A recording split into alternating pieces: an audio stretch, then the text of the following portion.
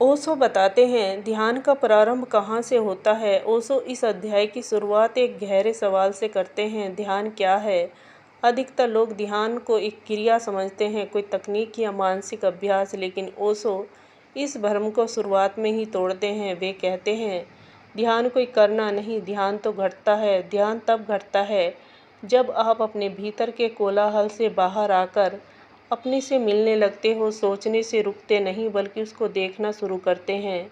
ध्यान तब नहीं होता जब आप जबरन चुप रहते हैं, बल्कि तब होता है जब मौन आपके भीतर से स्वाभाविक रूप में उभरने लगता है।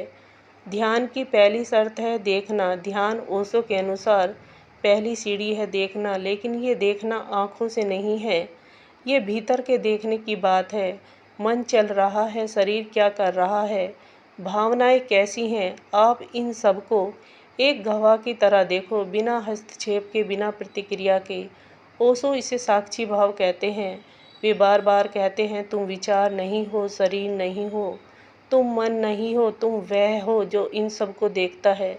जब आप खुद को विचारों से अलग पहचानना शुरू करते हैं, तभी ध्यान की प्रक्रिया शुरू होती है। ध्यान कोई प्रयास नहीं है। इस अध्याय में ओशो यह भी बताते हैं कि ध्यान को पाने की कोशिश करना ही ध्यान में सबसे बड़ी रुकावट है, क्योंकि जब आप किसी चीज़ को पाने की कोशिश करते हैं तो आप वर्तमान से हटकर भविष्य में चले जाते हैं। ध्यान केवल वर्तमान में हो सकता है, इसलिए ओशो बार बार कहते हैं, जो हो रहा है उसे पूरी जागरूकता से देखो। कोई विधि नहीं है, कोई तरीका नहीं है। ध्यान क्यों आवश्यक है? ओशो के अनुसार ध्यान इसलिए ज़रूरी है, हम अपने भीतर पूरी बेहोशी से जी रहे हैं।